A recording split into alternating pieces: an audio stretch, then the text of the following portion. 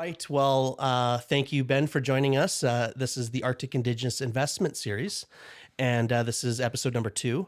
So I want to introduce Ben Asquith, CEO of Dàdàgáy Development Corporation. And we're here talking about investment, Indigenous economic development, business topics that are really relevant. We have an investor table that you sit at. And while a lot of things can be talked about, where do you get to dive deep into these topics? So that's what this podcast is for. And it bridges the gap between that investor table and the Arctic Indigenous Investment Conference, which is happening May 5th, 6th, 7th coming up. Beautiful. And that will be the big platform of a lot of the stuff that we're dealing with here and at the investor table. Awesome. So, I just gave a quick introduction. So you're the CEO of Dàdàgáy Development Corporation. Is that the right way to call it? I know the name changed a little bit. Okay. Yeah. And Dàdàgáy, or DDDC, is the economic development arm of Ta'an Kwäch'än Council. Correct. Yeah. So, I watch you guys closely, and I see you guys have become very active. And even here in Whistle Bend, where the studio is at, there's a lot of development that's happening that has your guys' either your name on it or your joint venture names on it. Yep. So, we're definitely keeping a really close eye on you and seeing all the, how you're dealing with the housing crisis in your way and building a well diversified portfolio for the Indigenous nation. You guys are in construction infrastructure, aviation investments, as I saw recently. You're touching into the energy and the telecom sectors.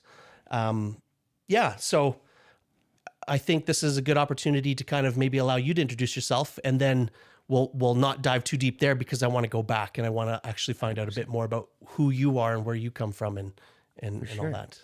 No, thanks, Blair. I really appreciate it. I've got a lot of respect for you, my friend, and been following along everything that's been happening over at the Chamber. I'm glad you've taken on the reins there, and there's some really exciting things happening. I'm the CEO of Dàdàgáy Development Corporation. I think it'll be almost 14 years here pretty soon. Wow. It feels like it was just yesterday, and we got a lot of exciting things, and I've got a great team to help me do those things. Amazing. Yeah. So let's go back. Yeah. Who's Ben Asquith? Were you born in the Yukon? You were born in the Yukon? No. Okay. Yeah. I know you received education outside, so I just want to let's hear about that. No, it's actually it's one of those unique Yukon stories. My first father, who passed away when I was 6, was pumping gas in Campbell River, Vancouver Island, and he ran into a guy named Ralph Hogan. No way. Yeah, that needed an accountant, and my father was studying to become an accountant at the time. And 6 weeks later, he was on a plane up to Whitehorse, and he worked at Whitehorse Motors. Really? And I was 6 months old at the time. So I was born in Campbell River. I came up here at 6 months. Some of the old timers would remember my dad. Jim Bradley was his name, and my mom. My father had a tragic plane accident when I was 6 years old. And too small of a town. My mother was the bank teller at CIBC, and every day it was, sorry about what happened. And right. So we ended up moving out of the territory. Fast forward, a couple marriages later, and my I hate to say my current father, but my father for the last 30 plus years, the greatest guy alive, and ended up coming back to the Yukon pretty much every summer. I worked at Lister's Motorsports as a 16-year-old. I have no idea why they let me do that, but I was taking boats down and put them in the Yukon River, and and then I ended up coming back full time. My father had started something up here, a business. I ended up coming back full time around the age of 25. So it's been about 23, 24 years now since then. So a lot more than half my life here. And yeah, got 5 kids and not leaving anytime soon. No. And, just in conversations with you as well, you've talked to me about your current dad, your father-in-law, right? Or your Stepfather. your stepfather. Thank you. Yeah. Your stepfather and his entrepreneurial past. Let's talk about that. He built like tourism attractions, submarines. Yeah, lots of people don't understand the history there of Atlantis submarines. But yeah, my father is a lawyer, and he articled under Eric Nielsen. Wow. And so he ended up he came up, in the Globe and Mail saw a job ad. He was born in Ontario, saw a job ad during summer at university and thought, I'm going to go try out this Yukon thing, and I'm going to go drive tour buses for All in America. And so he ended up coming here, falling in love with the place, came back the next summer. I think he worked in a mine or something, and then ended up getting the opportunity to article under Eric Nielsen. And then from there, started a law firm, which was Ta'an Kwäch'än Council, which is now McDonald and Company. Okay. And then most people would recognize the name Barry Bell Chambers, but Barry Bell Chambers, bless his soul, he's passed. But he was good friends with my dad, and he came up with this really. He had a interesting friend down in Vancouver that was a submarine engineer. At that time, nobody knew really what that was, and he wanted to start a tourism submarine company. And so Barry, the deal maker he was, said, well, I can find some money. So Barry went around Whitehorse trying to find some money to start Atlantis Submarines. And so a bunch of Yukoners actually invested in Atlantis Submarines, and my father was one of them. And then he loved the idea so much that he wanted to actually go work for them. And he was one of the top guys there, and ended up setting up submarine companies, tourism submarine companies around the world. So this isn't the one that went down to the shipwreck there. No, right? Yeah, no. Of course. It was the first ever tourism submarine company in the world. Wow. So I believe the first one was Grand Cayman. My father, before I knew him, lived in Hawaii. And when we met my father, he was traveling 8 months out of the year, whether it was Malaysia or he basically would go to a site and find the best place to dive, and which had the best currents, etc. And then he had to build partnerships and set up companies. And that's where I ended up moving down to Mexico with him. It was supposed to be 9 months, and we ended up there for 3.5 years, and went to high school. And my sister and I were the only white kids in the school, and it was an amazing. The first year wasn't the greatest, but it was overall amazing experience, and really got to tag along with my dad and watch a lot of his deal making and how to build those partnerships. It's almost like Army brat, right? You just get shipped around all over the place, and you have to really build the social skills and a lot of those diverse transferable skills that have probably assisted you to this day. Yeah. So what got you into business and finance? And I mean, really, it's my parents. My mother with my father passing is the strongest person I've ever met, and is just a real powerhouse, and always was fighting to find a new path and a new direction. And I believe she was one of the first women bank managers in Canada. So she really broke that glass ceiling, and then after banking, became an entrepreneur. But she was always kind of an entrepreneur. she used to go take me around when I was before the age of 6, and we would go around and walk down Main Street and sell sandwiches and cookies to all the businesses. That was one of her first businesses. And then my dad is just a career entrepreneur. Yeah, I wasn't aware of your mom's history with entrepreneurialism. That's amazing. She's, they're both very influential in my life. But that's where it comes from. I mean, just living, breathing, that stuff. I mean, every deal that was on the table, that was family dinner. Yeah. I wasn't talking about how was school and any of that stuff. It was, here's the complexity of this deal. Mm-hmm. And just hearing those things and seeing the ups and downs and the never give up attitude. I was just thinking on my plane ride today, about the conversation we're going to have. And I think the first time I met you was at Brooksbrook, and you were there representing Naye Ventures. Yeah. And we were having our GA. Yeah. And I just remember, you were, same look, you had the hair,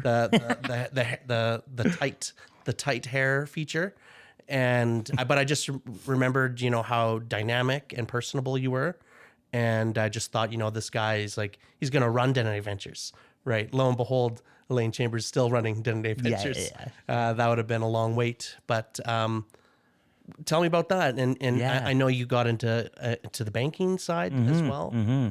Yeah, Naye Ventures, it holds a really close place in my heart.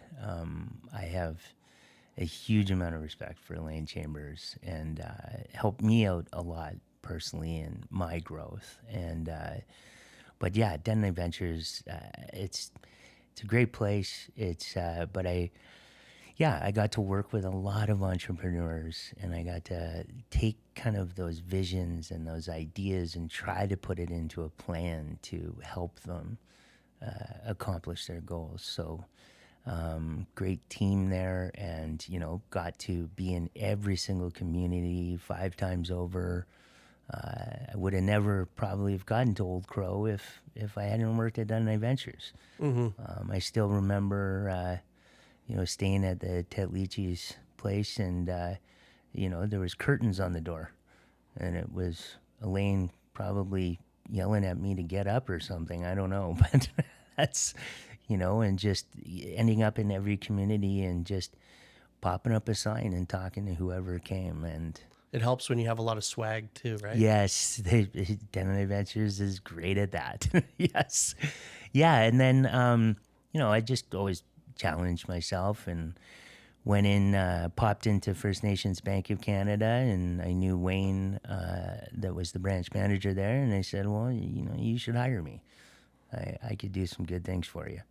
And 2 weeks later, there was an offer on the table, and ended up going into First Nations Bank. And I'd been in banking before, but I didn't really deal with the real complex commercial deals. And that's where I really got to hone my skills and learn a lot about the different, I knew the government structures from each of the First Nations and stuff, but that's where I really, really, got to meet with every chief and council and their development corporations and really get a good understanding of what the main goals were there and how to structure deals to help them. Mm-hmm. Yeah. So then you joined Dàdàgáy, or Dàdàgáy recruited you, or? Yeah. It was actually Justin Furby, Ranj Pillay, Philip Fitzgerald, and Georgina Leslie were on the board. Okay. And it was, I can't remember how it happened, but it was, Ben, you should apply on this. And okay, sure. And so I applied, and I think it was finishing up almost 3 years at the bank or something. And I wanted something a little more challenging, a little bit more opportunity. And went through that process and got offered the job. And I remember most people I remember Elaine's actual words to me was, "You'll last 3 to 6 months." So, and I took that as a challenge. Most people said that to me. Right. And here we are, 14 years later, and yeah. And what was it like then? Like what was Dàdàgáy doing then, just to create a bit of a base case to where you are now? So at that time, it was a numbered company, and 12028, and it had a couple investments, not too many. There wasn't really income generating property or investments. There was really no rhyme or reason to the portfolio. I still remember Georgina, who's passed away now, was the chair of the board, and I still remember showing up to her house and going, "So where's the office?" "Well, there is no office." "Okay, where's all this stuff?" And it's like, "In my garage." So I started with 30 boxes, and I read every single piece of paper in there and started from the ground floor. And it was, okay, where are we at with taxes? Where are we at with banking? What are all these pieces? Are we in good standing? Are we not? And then, started down the path. And so you were building kind of the governance, you were building, you're building inroads to access to capital, creating a diversified portfolio. Like, tell us a little bit about how that road. Yeah, I think one of the first steps was taking a look at each of those investments and seeing, okay, well, what does it generate? Is it actually income producing or not? Is it just an asset that's gaining value? Really looking at that portfolio, and there was a bunch of investments in there that had never made money. And should not really have been in the portfolio, right? For example, we owned a property out at Deep Creek, the old Baha'i Center, right? Well, that was something that was near and dear to Chief and Council, and they wanted that, and they purchased that before my time, and it was in the corporation. But I mean, that thing was probably costing, $25,000-$30,000 a year just to sit there. And, there was no real plan to make some money off of it, right? So that's one of the assets that we figured out a very creative way to keep within Ta'an Kwäch'än, but also to get out of our portfolio. And so, it was looking at those investments and seeing if it was actually a real investment and what have you. My plan was always, or the vision from the TKC really is for Dàdàgáy to produce enough money on an annual basis to put back into the First Nation to then cover some of the services provided to citizens, but also grow the portfolio at the same time. So that was always my goal, was to try to do that. My goal was to hit the 100 million mark, and we're getting close, and the next goal is 250 million. Right. Right. And what did some of those early investments look like? And I don't want to jump too quick to Yukon First Nation Wildfire, but what were some of the early explorations? Maybe even some of the false starts. Like I don't want to just talk about successes. I want to. No, for sure. What was that early journey? Yeah, Deep Creek. Deep Creek. That was a Baha'i Center. That was a challenging one, right? It was. We had a big shareholder loan to the First Nation, no money coming in for that. But also the First Nation had their nonprofit arm that was sitting there that actually wasn't really doing much at the time and didn't have quorum, etc. And so looking at that, and I believe you remember Jackie Bissett was there. And so started talking to Jackie and saying, Jackie, you know, what can we do here? How can we get creative so that your assets on your books that I could probably use to generate some income, and you're the nonprofit. This is probably where Deep Creek should go, or the old Baha'i Center should go, and you can access these grants, and I can't. So that was kind of one of the first pieces. Was we did a land deal swap, and we basically got Deep Creek over to the nonprofit. And then we took a couple parcels of fee simple land that they were holding, that my understanding from the late Shirley Adamson was that that was negotiated at a certain point in time for the, can't remember it now, but it's the sewage lagoon, sorry. Okay. So they ended up with a bunch of non-settlement fee simple land. So we used a couple pieces of that to sell, get some money coming in. Then it was the First Nation said, you know, can we look at, Ben, can you look at some housing? But we don't want to stick a bunch of money into this. So it was like, okay, well, we got this piece of land now. This piece of land is freehold. It's not worth too much. And it was actually in Logan. And so got a little cheeky and did up some really nice big designs that looked like I was putting 100 people in there, and met with the government at the time and said, you know, this is great. You're gonna have 100 more constituents living in your neighborhood. That wasn't really what they were hoping for. Put it that way. And we ended up then negotiating a land swap with Yukon government. It took about a year. And that's how we ended up with the parcel of land just across the street. Okay. So, and then we took that piece of land, had a bit of equity in it, and started hustling and doing the pitching to Yukon Housing, to the federal governments, to everybody. And that was one of the early ones we started moving. Okay. Yeah. Before we jump into all the residential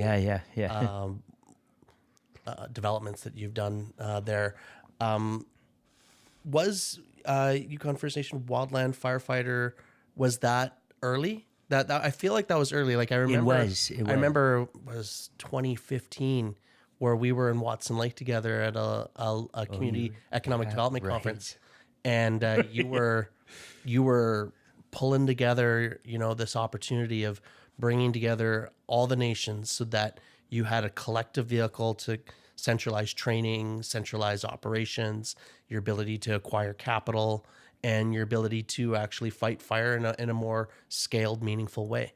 And, you know, that comes from final agreements, that this carve out of each community has the ability to maintain kind of like a fighting force that is able to have dollars set aside and opportunities to do that. And I just remember, you know, that was kind of an idea, and since then it's not only an Arctic Inspiration Prize award winner, but it's a totally viable self-sustaining entity that is now owned by a majority of First Nations.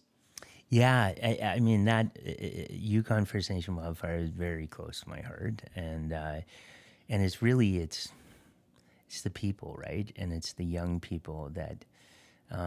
So quickly when I came in, we had this initial attack contract, and there was Chad Thomas, Jordan Prophet, and Jesse Latosky were the original three, and they were, I guess, kind of my first employees, I would say. And I started talking to them and getting to understand it a bit.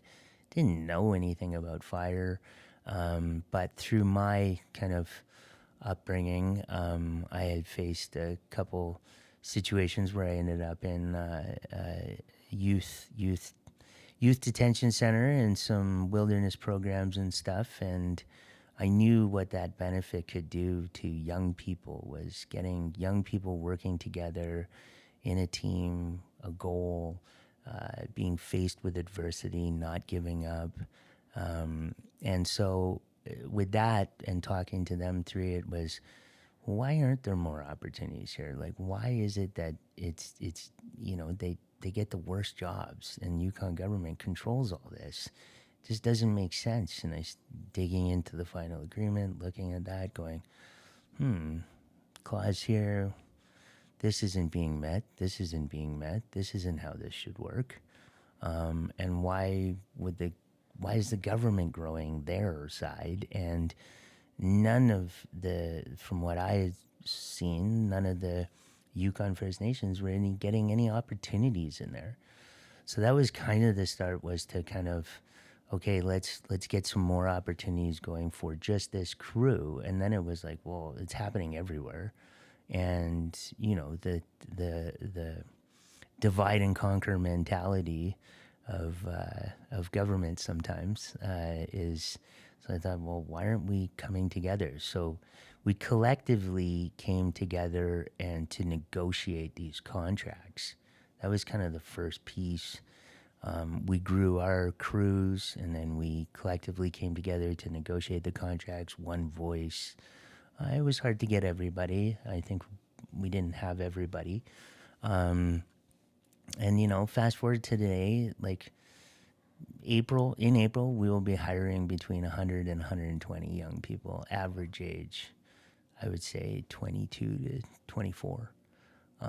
And that really is impactful there's so many areas where it's impactful. And I now, see some of these people that are 35 or so, and they're in, I got some of them working in Dàdàgáy in business development, who started as firefighters.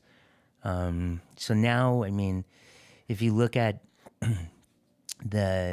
I think back then there was about 11 contracts, and probably average of about 1.5 million in revenue.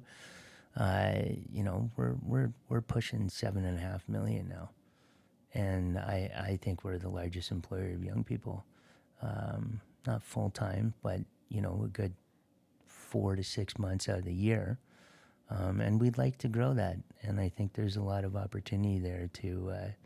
I think you've seen the Warrior program kind of spin out of that, Beat the Heat. We spent the majority of our time last year was in NWT, privately, brought in by them. From a business perspective, really quickly I started looking at the market and going, okay, well, where else does this happen? And you look at the American market, right? And it's a $10 billion industry. And it's only getting bigger. It's only getting bigger. Yeah, and climate change and everything. It's right on our front doorstep. Mm-hmm. I'm thinking that those most of those 100 to 120 people getting hired are going to be focused on floods here in the next couple months, probably. Mm-hmm. But yeah, in the States, it's $10 billion industry, and 50% of it is private.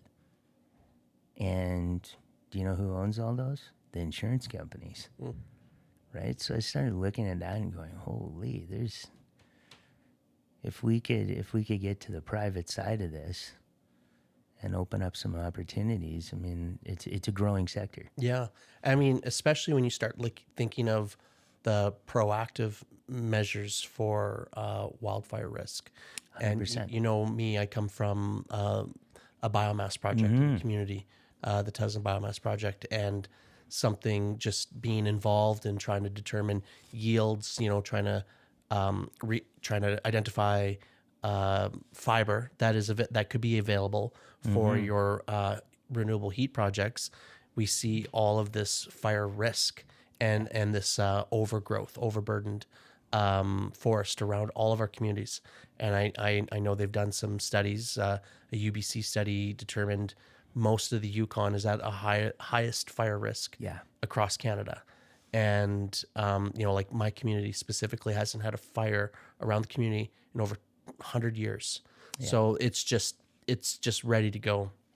And, when you think about that and you think about they're doing these comprehensive wildfire protection plans, and, which is smart, you bring in all levels of government saying, how can we collectively address this better, faster, with more ability to fund activity?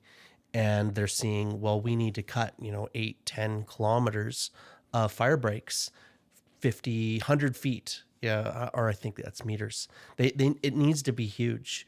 Because it's not only they want to prevent the jump, which they can't. You can't go far enough to prevent the jump. But you got to be able to get equipment in the fire break so that you can actually fight the fire and protect the community.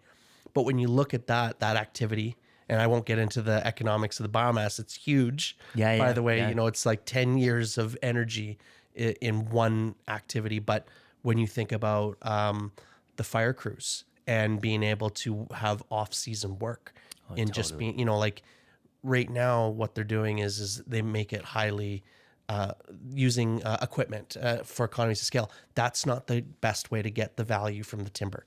If you get guys out there with chainsaws, you can actually use that timber for high efficiency wood chip biomass boiler systems. Once you get a D6 in there and you just push it all into a pile, you might as well light it on fire because it's all contaminated. It's got rocks and it's, we've collected those trees. You got to high pressure wash them. The amount of labor you have to put into it, there's no point. But if you get 10 or 15 guys out there and you get them to cut and neatly stack and divert it, you can actually create a lot of energy security as well. I think about that, and I think about this whole pipeline of youth that you guys have been training and building life skills into, and creating a sense of confidence and a sense of purpose. And the problem, I guess, is that it's seasonal. But then when you can start complementing that with spin-off activities or complementary activities, it's such a no-brainer for you guys 100%. To get into the prevention side as well. It's 100%, but you're exactly right. I mean, like if you look at the Copper Hall Road, right, that huge fire break they're building in there, right? I mean, there was no opportunity to go in and do it by hand. Right. Like the government had already predetermined what the cost was per, a block, and we couldn't even come close. Right. But this is the problem, right? And I see that too, is that if you're talking to the wrong person, too low on the totem pole, they say, well, per hectare, my cost to just bulldoze it is way lower. But then it's like, if you can create firewood for a community, if you have high efficiency wood chip boiler systems, and you're offsetting GHG, like think bigger, think more comprehensively. 100%. And so once you go higher, then they start getting the picture. I think the problem though is not enough communities have really situated themselves with high efficiency wood chip boiler systems.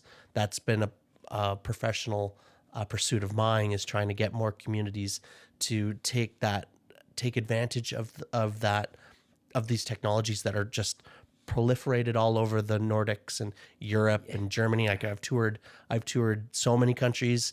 You're in hotels and they're using wood chip boiler systems, or hay boiler systems, or they offset it with some sun heat, and then they you know what I mean? Like they're 100%. Very strategic. They're not just bringing, and now with oil security issues on the horizon, local energy is so paramount, and having systems in place to be able to utilize these feedstocks is so critical.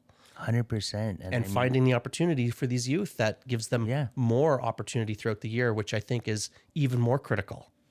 100%. And I mean, that's, in all honesty, I mean, that's one of the downfalls of government, right? Is they work in silos, and they each have their budgets, and they each have their mandates. And, you're talking to somebody in forestry that's looking at a price per square foot of, what it would cost to do this, versus then you have economic development over there thinking about, well, how do we invest in young people to get these young people contributing in the community, etc.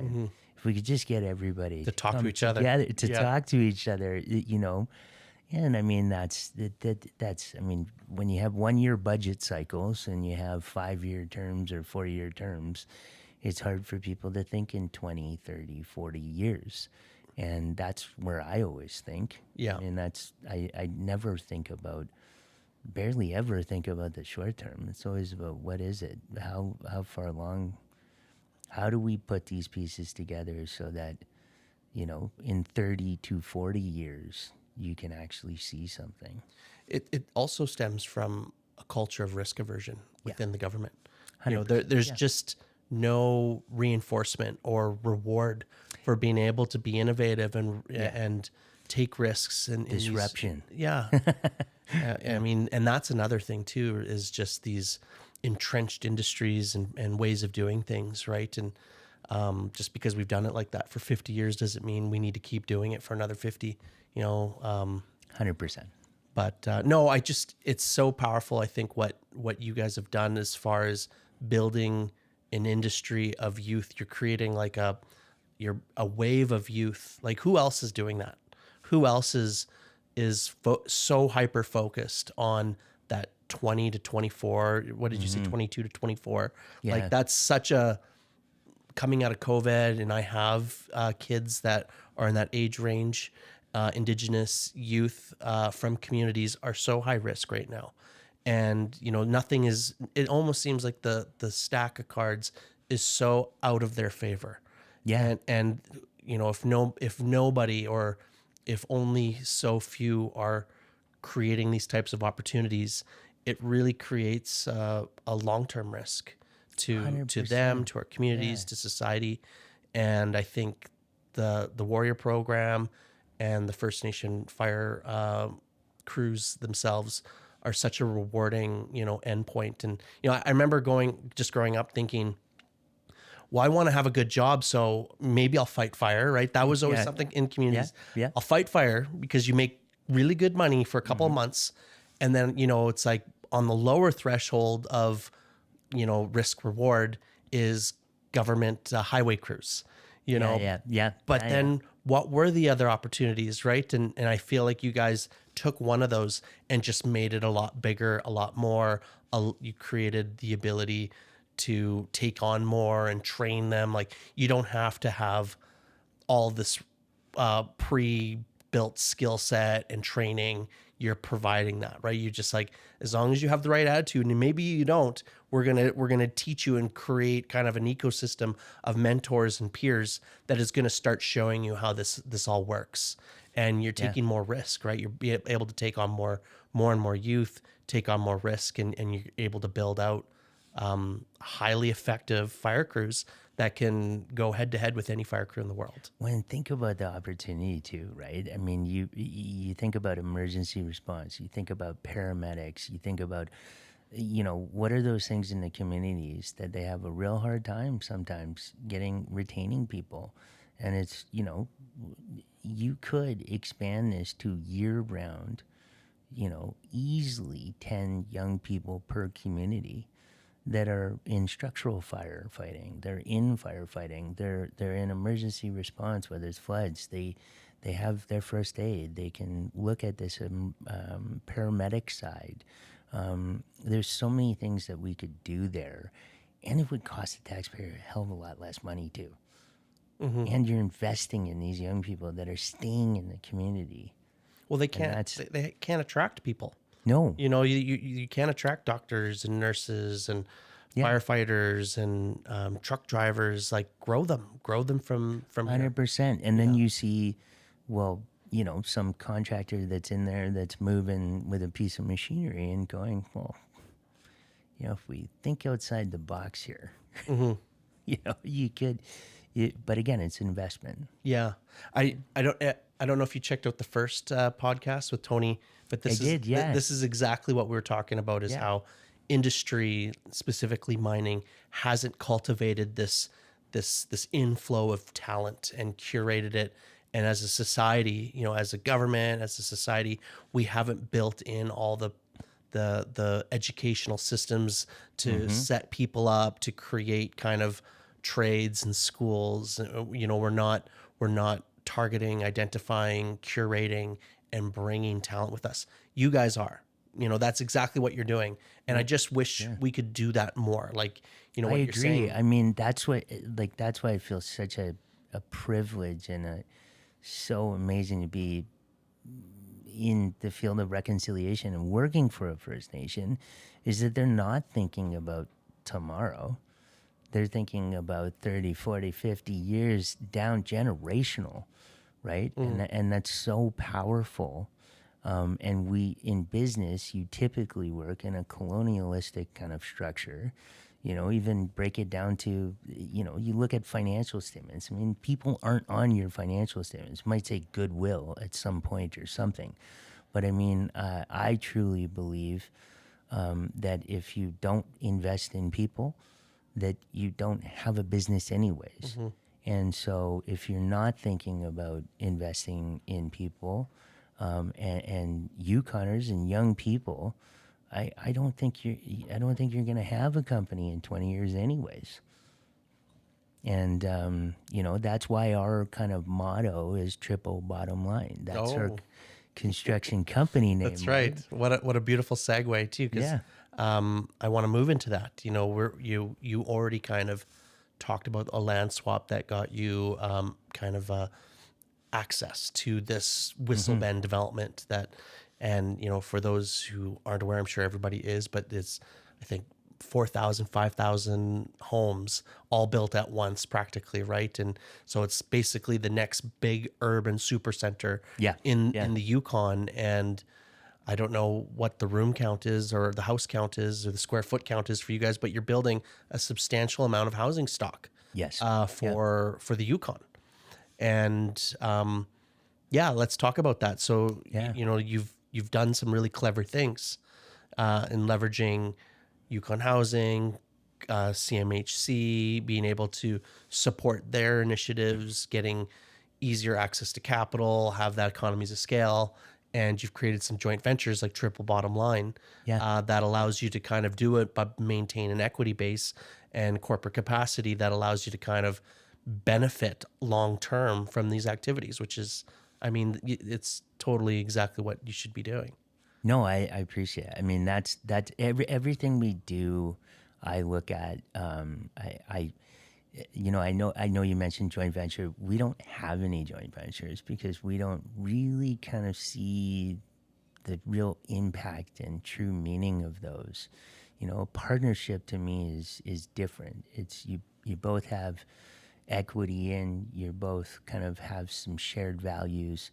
So who we pick as partners is very important to us. But everything that we do, we want to either, if we don't know, we want to learn it. So it's, I now have an amazing core group on my team. It started with me, then one person 5 years later, and now we're at close to 20. And all those people know Dàdàgáy. And they know the corporate knowledge they have, right? And they've seen these deals. And so it's really important in my mind to have youth involved, especially TKC, and really those true meaningful partnerships. But it takes time. So, with Riverbend, it was, we went through a process, and I, from my experience in banking, etc. We basically, I mean, nothing had been built in 30 plus years. An apartment building had never been built in the Yukon. It was crazy. Wow. I was like, what? How is that possible? Well, it was all condo corps because nobody wanted to. They wanted to flip and sell. Nobody actually built and held and rented units except for government. So we took that challenge on and said, well, we can do this, but there's certain things we require here. And so we worked with all the partners, and, Riverbend is what it is now. And there's, 70 families living in there. It's a great investment for our portfolio. It's a great investment for TKC. People have homes. It's a great model for the government. And we started with putting it out for construction, and we really, the company that we selected, we made sure that they were going to include hiring TKC citizens and hiring subcontractors and not putting up barriers there. That was a real key piece, because a lot of companies will say, oh yes, we'll do it. However, they have to come with this experience. They have to come with this. They have to come with that. No. Attitude, that's it. Yeah. You have the positive attitude, just make it work. I remember somebody in my community said, you have to be bloody David Suzuki to get a job around here.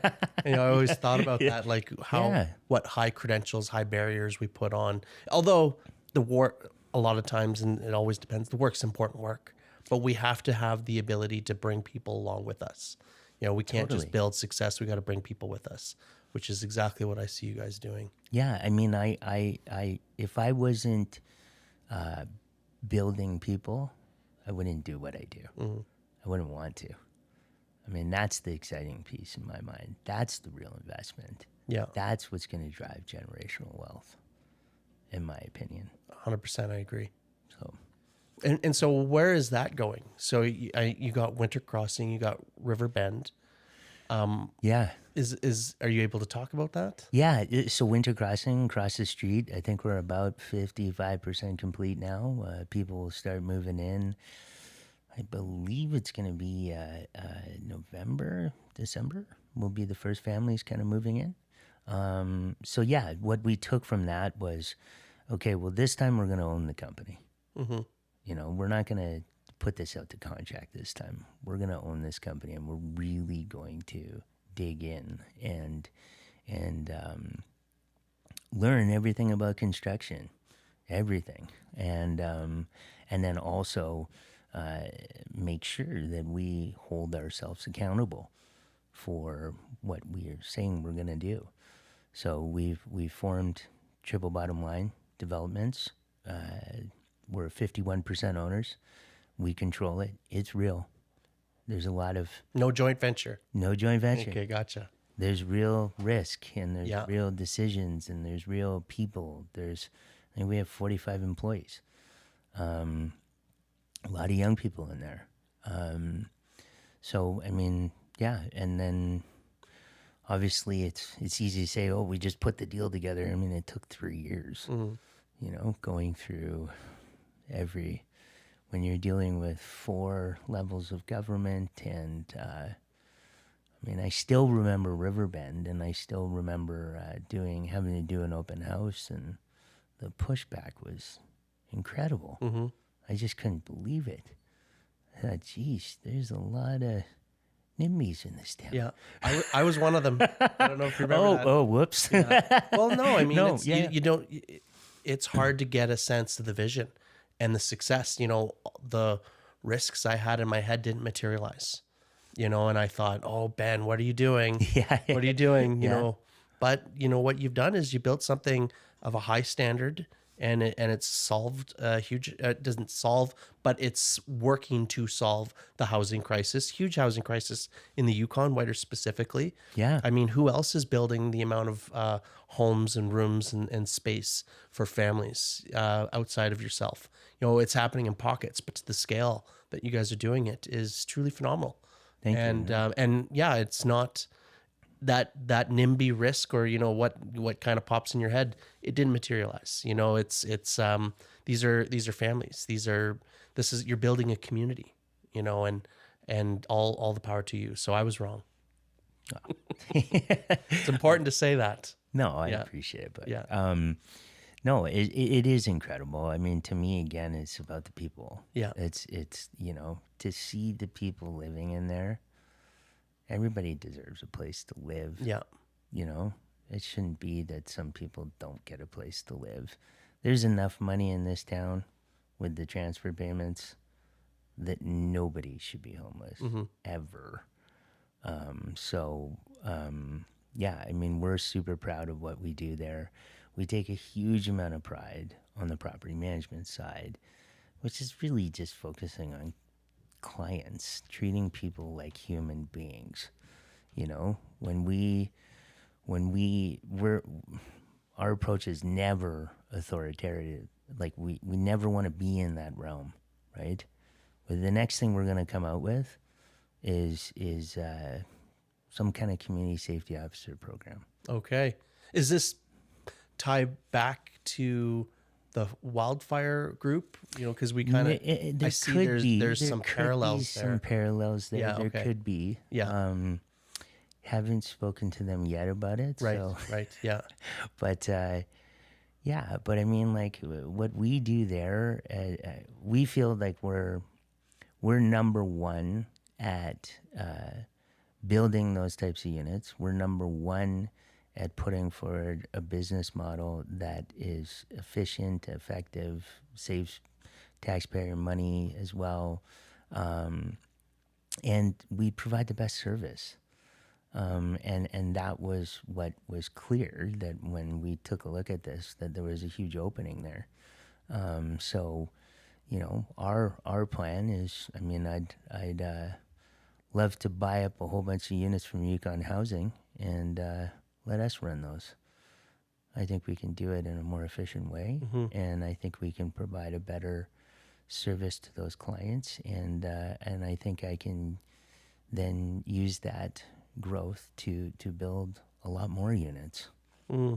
And I think there's a model there too to bring in all the development corps and create something where, you know, you got 1,000 units in the territory.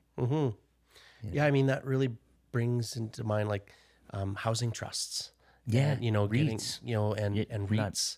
REITs is another one too, right? It is, You know, yeah. create an investable vehicle that can just kind of accelerate the building of housing stock and generate kind of that large scale wealth development, you know, as far as like a real estate holdings. That's something that I think a lot of wealth portfolios are light on, is on the real estate side.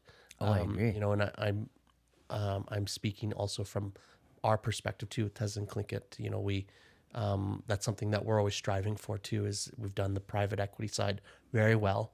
And we've done the capital market side, which is, you know, it's kind of built to, you know, if you structure it right, it works out fairly easily. But that real estate side, that's more difficult.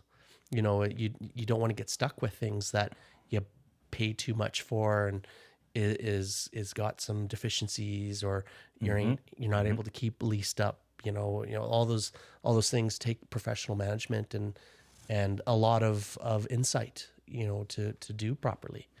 Yeah, and I mean, actually, like, to me, again, it's about the people. We're investing in the people that live there, and they in turn will take care of the place. They in turn will save us money. Yeah, or make more money. I mean, it's you know, we're just for example, like at Christmas time, we go around and give everybody a Christmas basket that lives in our places.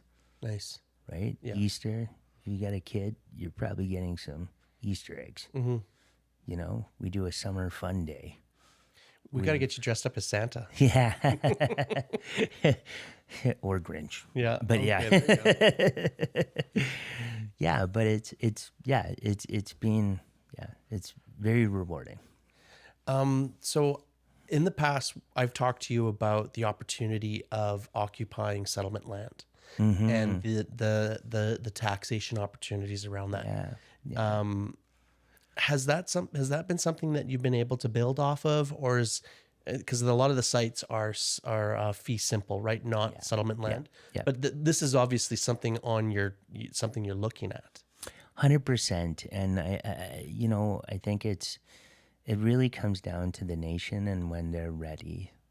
I would say we're ready when they're ready. Right. And in a very respectful way. And I would say that the community of TKC is just not ready yet for development on settlement land. Okay. And I think there's some more conversations that need to be had to kind of demystify some of those bad things that could potentially happen, right? Right. for example, right? I'll give you one example that we've been working on for years is a parcel along the Alaska Highway that's right close to the airport, right? I mean, there is a gravel resource in there that could last the next 50 years, right? And you need to take it out anyways to even develop that land. Right. Right. Business case upon business case. Yeah. And but there's more to it than just the economics and the business. And so, I mean, if you're just looking at it, you're going, well, geez, you should take that gravel out. Like, and it's right central location. We can make a killing on that, and we could get the land ready to develop on. But really, then it comes down to what do the citizens want? And I think that's, the community needs to have those hard conversations, and we will be ready when they do want to develop on settlement land.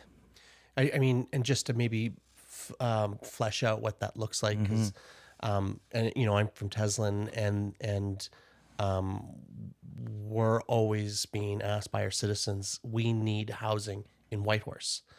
And from, and I was on Chief and Council in that leadership position. I approached you years ago when I saw the work you were doing and just saying, hey, like, it looks like you have all the pieces here to start accomplishing this last piece that we need as far as our leadership mandate, which is building residential homes for citizens' use, but doing so on settlement land. And then the business case for that inherent business case is that any income earner that is occupying a home on settlement land, when they're filling out their tax, they check mark the box saying that they live, that primary residence is on a self-governing First Nation. Here's the First Nation. 49% of that income tax from that income tax earner gets sent to that First Nation government in a 2 to 3 year kind of. It takes 2 to 3 years for that money to get there, but it's a true business case. It's a huge opportunity. And when you look at ways to incentivize people to, there's things that you could do, giving them a bit of a kickback on their own income tax. But what an amazing way to create a business case to further build the business case on building residential homes or apartment buildings or high density homes or multi-unit residential buildings on settlement land, that it's not like the First Nation ever loses that land. They're now creating an income base, a tax income base off of their settlement land. It's such a huge opportunity. And when you brought up bringing other First Nations to the table, I mean, Ta'an being the largest private landowner in the city of Whitehorse outside of Kwäch'än, or is it the largest? Second largest. Yeah. I mean, it's a substantial landowner in the city of Whitehorse. It's just such a logical fit, and it would be such a powerful testimony of First Nations coming together to solve First Nation land and housing crises, especially in the city of Whitehorse. And that's something that you've built so many pieces of that puzzle is ready to go. It is. And I did just mention that TKC, hasn't developed on settlement land yet, but actually there's the housing project going on right now that we're building for TKC C9. I mean, that's going to provide 48 homes for citizens on settlement land. It's not the model yet of outside of citizens into the market, but the momentum it's coming. Yeah. And I guess I just always look at it and I go, like, what's the rush? What's the rush anyways? Yeah. Still going to be there. Yeah. I mean, it's but it is really interesting and neat to see Kwäch'än has really taken a lead in that area, right? And they really have broken that down, and I mean right I mean, really, in almost my backyard, there's the one in Copper Ridge that Junie Kwan develops, right? Yeah. I mean, it's full, Yeah. right?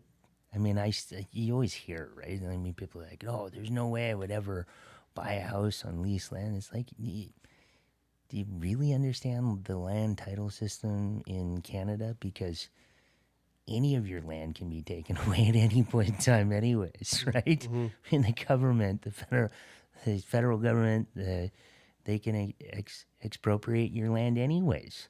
So, I mean, this whole concept of, oh, it's, a lease, I would never want to own it. Oh, go to Tokyo and buy a condo that's 400 square feet that's got a 100-year mortgage on it. You think you own that? You probably don't. It is getting murky though with the Musqueam in First Nation and Tsleil-Waututh or there's all these land agreements that are happening in the Vancouver area, and I'm following it closely.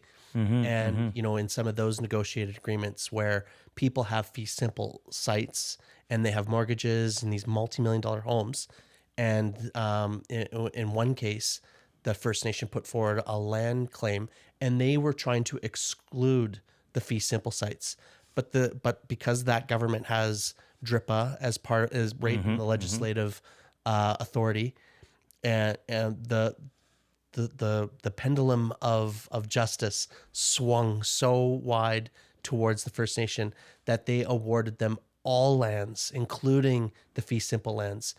Although fee simple's their land authority is senior to the fee simple authority, which is creating pandemonium with the marketplace there. And I have friends, Sarah Pennicott and others who are in the real estate market, and they're seeing banks going nuts, calling mortgage loans. They're not mortgaging new mortgages. People are getting really upset, and even though nothing has happened, it's just an agreement. It's just a ruling that's highly in their favor. The First Nation didn't even want to create that uncertainty, but this is just what we're being dealt with. It's creating racial tension. It's undermining reconciliation. It's actually really scary. And I don't know if you have anything to add there, but it erodes the case. I think in all of our interests, we're trying to say First Nation governments are stable. They're not They're not going to, if we're talking about lease land, 99-year leases, they're not going to pull that 99-year lease. It's in everybody's interest to maintain that income, that taxation income that is attached to it. Like there's no reason. There's so much other lands that are part of the picture that it's not going.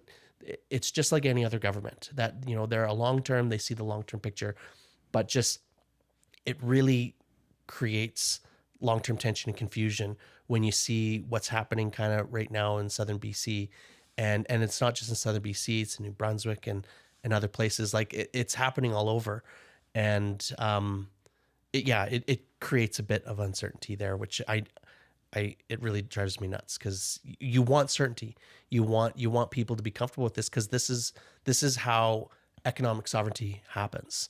You're not just making money through businesses. You're creating real estate. You're able to draw on a tax base. Like, this is the mechanisms of sovereignty, and the one that I think we're all under leveraging is the taxation opportunities that are built into the final agreements. And I just really want to see that moving forward. No, I mean, I don't know exactly all the situation down south. I've heard similar things. I've read similar things. I guess what I would say, I mean, I feel bad for some of those people that, have fee simple land down there, but also it's like, it's a conversation. Mm-hmm. It's a debate. It's a how do we get to a place of clarity? Yeah. It has to be good conversation anyways to get there. Yeah. And so, I mean, there's a system that's been in place since, 1,000 years. a title system, right? I think that came out of England, and but I mean, it's a good conversation to have, and it's I feel bad for those people, like I said, but at the end of the day, what I do feel it will bring is clarity. Yeah. And that will come eventually, because markets and money, they don't like to play in uncertainty. No, they like don't. Clarity. Yeah. So, and eventually that's going to come. It will. Yeah. No, this is just a recent blip. Yeah. Yeah. But I mean, I remember UBC, right? I mean, I think people were going nuts there. It was like, oh, well, my lease is up now, and now the First Nation has increased this to this unreasonable amount, and we're just walking away. Well, I don't know if that really happened. I don't really know. But, Yeah. But also what I would say is, I look at the leases that Junie Kwan was putting out, and there's certainty there, right? There is real certainty there. There's a renewal clause. There's it can be figured out. Yeah, absolutely. No, I have faith too.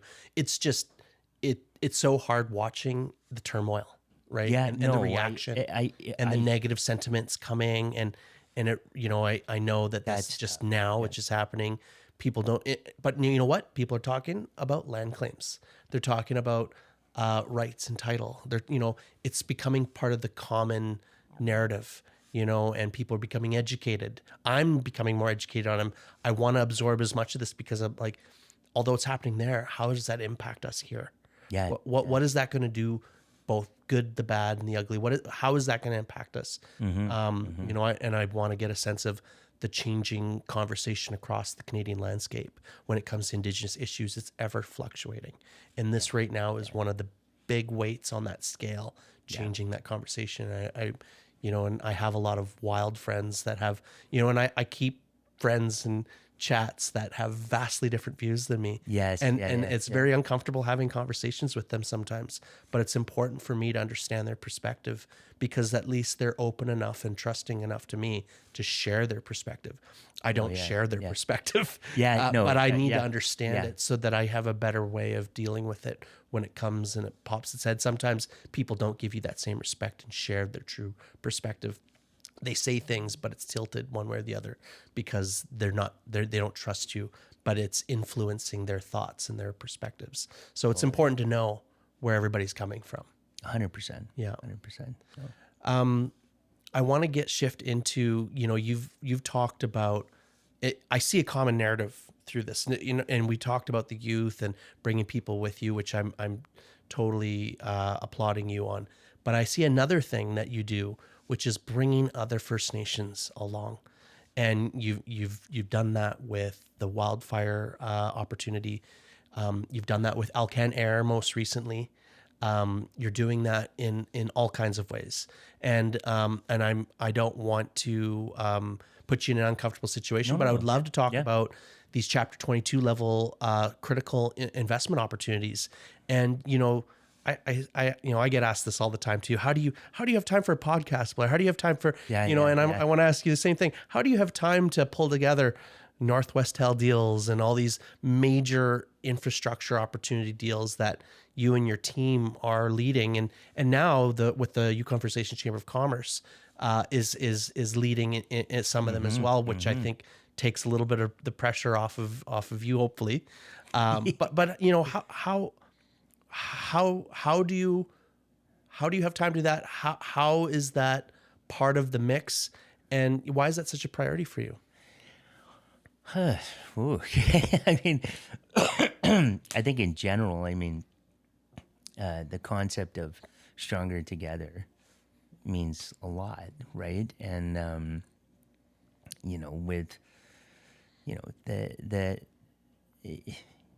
bringing people together is just, it's the right thing to do, right? It's if you can't build a coalition, you're not really going to move much. And so, I just from seeing different examples of and it's no disrespect on how any First Nation government is operating or anything, but when you have 14 separate development corporations, 14 separate CEOs, 14 separate CFOs, 14 separate, you could really get to a place where there's one entity that is driving. But I want to say, I know. hold on, Ben, hold on. Stop. Didn't we try that? Didn't we try Yukon Indian Development Corp? I wouldn't say that was a successful model. Yeah, but it also worked off this unanimous consent, right? And I mean, Wasn't structured right. Let's get real. I mean, there's nobody that's ever gonna get 100% votes. Yeah. Like I don't know of examples of that happening. So I mean, I think the first one for us was Yukon First Nation Wildfire, and we have 10 Yukon First Nations together on that. The next one was then the venture capital deal. Oh, Panache. Yeah. Okay. Panache. Yeah. Yeah. So I mean, the government got really creative there, and really kind of de-risked our investment there, and we were able to come. There's 7 of us in that one. That has provided some very nice returns. And it's an interesting mechanism too, right? Yeah. Being part of a large-scale venture capitalist firm. Well, the growth in the people side of things and what it's brought to the Yukon has been incredible. Then you think about what the next one was. Well, that was Yukon First Nation Telco. So that's 13, 14. Yeah, I have some paperwork for you. And that one is, it's a passive type deal. It's, Northwest Tel was great to work with on it. We had lots of hard conversations to get to a place where it was, okay, how can we get this where everybody's in and it will line up for the next one?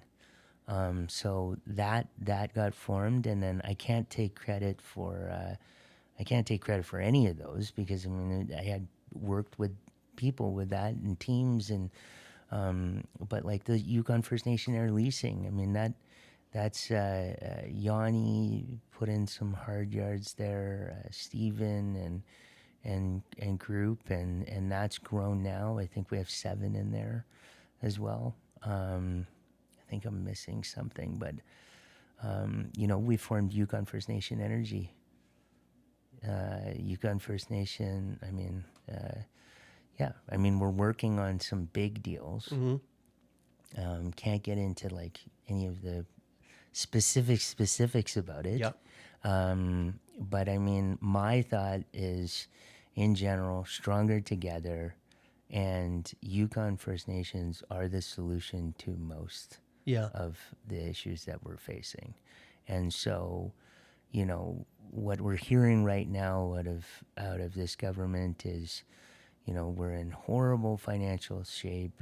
We're making cuts across the board, but we still need to invest. Well, we're your partner. Yeah. I mean, we're here. We can build bridges. We can build schools. We can build hospitals.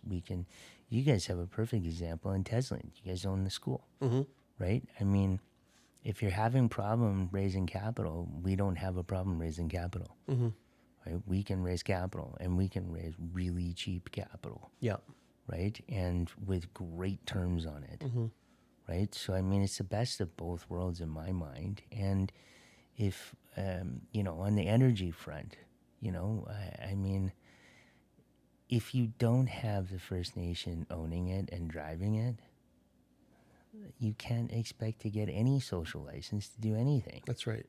And so, I mean, I look at this historical stuff, and it's like, there's just so much behind that. And so why is it that for the last 15, 20 years, we haven't been able to build any energy? Outside of Mayo B. Outside, yeah. And I mean, the LNG plant and, but really, I mean, there's no real big major projects that have come that we've been able to, get the First Nations driving. Yeah. That's the starting point. It's such a flip too, though, right? Because when you think about these hydro, you think of, I mean, Champagne is such a horrible example of just kind of doing it and moving people, flooding out, traditional grave sites and traditional sites, and we're not alone in that. Like, that's across Canada, the world, where these, and you look at some of the early designs for hydroelectricity across Canada, they were going to flood the whole Yukon at one point. Like, there was, we were all expendable. Like, it doesn't matter who you are or what, but when you are an Indigenous person that depends on the land and have a long history there, and parts of that land are very deeply important to you, when it comes to hydroelectric potential, there's a land cost, and that was horribly impacted First Nations with some of those original sites. Thankfully, we have that hydro potential, but the cost was immense. And, I think it's what that specifically is such an important sector to target when it comes to collective investment opportunity for Indigenous people, because if we're the drivers of that, we're going to do it better. This was my last conversation with Tony Pennicott about mining. Yeah. And just the same thing, right? When you are the owner, when you're the shareholder, and you are going to be impacted by the decisions that you make, you're going to make different decisions. And that's it just flips the paradigm. Well, think about a joint venture versus a partnership. Exactly. It's the same thing. Yeah.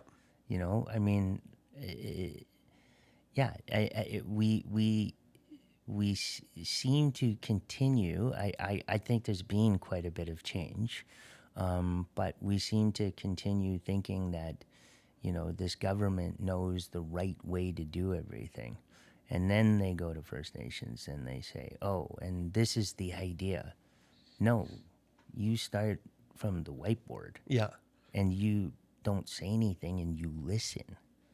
That's how you build partnerships. Well, quoting Rick O'Brien on this, he says, "Don't come with all the ingredients when you're cooking something. You don't come with it all planned out and bring us in the last second." And it's exactly that. And I see this time and again, and I keep coming back to the energy side. But when at one point Yukon government said, "Hey, we want to heat schools." And then they just put out all these RFQs. At the time, though, they saw that our community had this unique interest in it. They pulled the RFQ and they said, "Hey, you tell us how to do that here."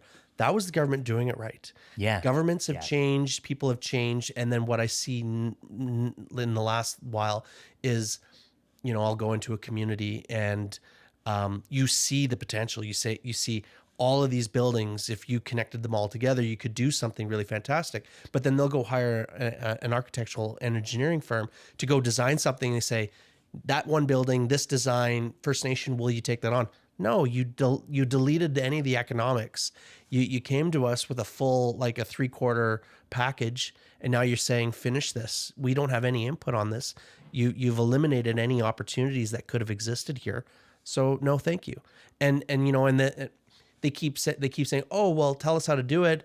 You go and you spend all this time. Like, how much time have you spent in First Nation procurement conversations? And I mean, it's almost unlimited the amount of time you can spend, but then they take it and they only implement some of it, what makes, what they see as of value. And they still just kind of keep going from this paternalistic perspective of, oh, but this is the best way to do it. Like, we keep getting changeovers of deputy ministers, and thankfully we got some ones that are locally grown, but the ones that they ship up from down south, my God, they got, have you ever thought of pellets? It's like, dude, we're all talking about wood chips here. Now you want to talk about pellets? Like, like that's why we're talking, all they want to do is push their ideas from what they see down south. It's like, no, I mean, we're having the right conversation, wrong topic. Let's why don't you let us lead the conversation? We have a better understanding of how this picture should flow, and get out of our way. Work with us. Well, and come thinking you can learn something. Yeah. Open mind. I mean, I look at that, the Yukon First Nation procurement policy, and I spent a lot of time on that, a lot of meetings on that, and fortunately, was lucky enough to be in that room, and that was the first experience I had of whiteboarding a government policy that was going to be put forward. I thought that was almost one of the first I had seen. And I can see there's been some issues with the implementation. There's been some people are upset. It ruined the apple cart. I don't know, but also it's like, but what are we gonna do? What's the goal? Like, it is not, as a Yukoner, as having a family that is being raised here and will hopefully have grandkids here and great grandkids here and will be here for generations. The Yukon First Nations are 17% of the population. Mm-hmm. That should be your starting point. 17% of government spend should go to Yukon First Nations. That should be the goal. Mm-hmm. I mean, what are we doing now? 2%? Yeah. I mean, it's not even, and people want to focus on, well, what are all the issues with it? Well, how do we make it better? Great. But we gotta get rid, like, this mentality of trying to just hit 3, 4, 5%. No, it needs to significantly change. I mean, in going to this, it's a partial measure.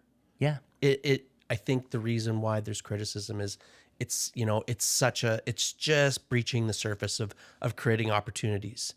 And, when we talk about Chapter 22, when we talk about final agreements, people were pissed with final agreements. When, and I had Tony in here talking about when the conversation was happening, and I've talked to Linda Johnson and others who are historians, and, and you see the videos and read the newspapers, people were outraged, but what people don't understand is that the final agreements have created so much economic prosperity for everybody. Yes. And that when you look at the state of the economic sphere in the Yukon pre-land claims, it was stale. It was flat. There wasn't much happening, outside of Main Street, and it was just the Hogans and a couple things. There wasn't a lot of economic opportunity. People weren't able to get capital, expand their businesses, and then a flood of economic stimulus through the final agreements, through Chapter 19 and Chapter 22. And all of that is just trying to create, we want to see Indigenous peoples represented in this economy. We want to see them with just as many businesses, just as many public sector opportunities. We want to see them invested just like anybody else. We want to see them represented. We want to see them invested in critical infrastructure.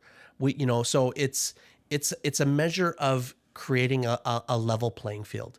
It's not, and people overreact saying, oh, you're giving preferential treatment. It's not preferential treatment. We're trying to correct a societal imbalance. There's so many systemic things that have happened, like, Canadian pressures on Indigenous people, suppression, elimination of culture, trying to kill the Indian out of the Indian with residential schools. I mean, it's just such a long history. And you look pre a lot of that, our traditional, that was 100% of the economy, was the traditional economy. When you looked at the steamboats coming up, it was the Indigenous people that were cutting the wood, selling the wood, trapping, the caches. People were out there building the economy, supporting the economy. And then the gold rush, and then the government and systemic pressures changed the landscape. But at the end of the day, final agreements, Chapter 22, is just trying to correct a systemic flaw, and is just trying to create more of a representation of Indigenous people and businesses in the society that we live in. And it's not overcorrecting. It's no, and we did. There should be more. And it's the final agreements have change things. You know, and we look at a lot of the First Nation governments, 11 out of the 14 have final agreements. And when you look at those with final agreements versus those without final agreements, there's a huge difference in their economic, social, and political aspects. But you know what? Everybody has risen. All of Yukon has risen, and we conducted some work at Gunta with CYFN and YFNCC a number of years ago, looking at Chapter 22 impacts, and we interviewed 100 people and wrote a report, and we worked with a statistician to be able to get a sense of what was the baseline in 1993. And looking at all First Nation groups, including Yukoners, and what is it now? And it's just crazy what the final agreements and the development of the Yukon economy has done. Also for the non-signed, but the non-signed is definitely a lot less. Like Yukon First Nation groups with final agreements are getting closer to parallel, but it's not quite parallel. You know, we still got a lot of work to do. You know, and you know, I'd say we're just like 30 years. Some of us, that's pretty young governments. Like they even say, United States 200-year-old government is still a young government, right? You know, it takes a long time to really get that maturity and implementation. But you know, it's such a powerful story. Well, it's always that conversation about equality versus equity in my mind. It's like, you know, people are always going to come and say, oh, it's about, you know, you got to create an equal playing field. Well, if somebody's starting from behind the starting line, that doesn't make any sense. You have to create that equity shift needs to happen. There are, you know, there are long-standing great Yukon companies in this town, right? But they have had an opportunity to build that equity, right? And there's a lot of Yukon First Nation companies that need that opportunity too. And that needs to, I really am passionate about that piece, and I hope that this government will continue with the vision of the Yukon First Nation procurement policy, and look at some of those implementation pieces. But you know, that needs to be the goal in my mind. Everybody, like you said, all tides rise, or all tides rise, all boats, or whatever it is, right? The tide raises all boats. I mean, that's what we need. That's what we have to do. That's what that's kind of my commitment to living in the traditional territory. Wow. Do you any last words? Because I feel like we covered a lot. I don't know. No, I just it's really exciting times in my mind. You know, there is the conversation of cuts, and we're in a horrible financial situation, and I just really hope that this government looks to Yukon First Nations and their investment vehicles to provide solutions. Because I truly do feel that Yukon First Nations is a better way to build the economy here. The generational vision of First Nations is just, it's not something government will really ever have. And yeah, I just really hope there's a lot of opportunity that can happen, but I really hope the government works with Yukon First Nations and their development corporations to come up with solutions. Right on. Well, I want to thank you on behalf of the Yukon First Nation Chamber of Commerce for accepting our invite to come in and doing a podcast. And hopefully we'll have you back. You know, I want to, you know, with people like yourself, I want to be able to check in now and then and you know, get a sense of, you know, where things are at. And you know, I really want this to become a platform for Indigenous wealth entities, and you know, to talk about we covered a lot of ground, but we just scratched the surface on most things. Go forever. So just thank you, and Gunachish. Thank you, Blair. Really appreciate it. Great.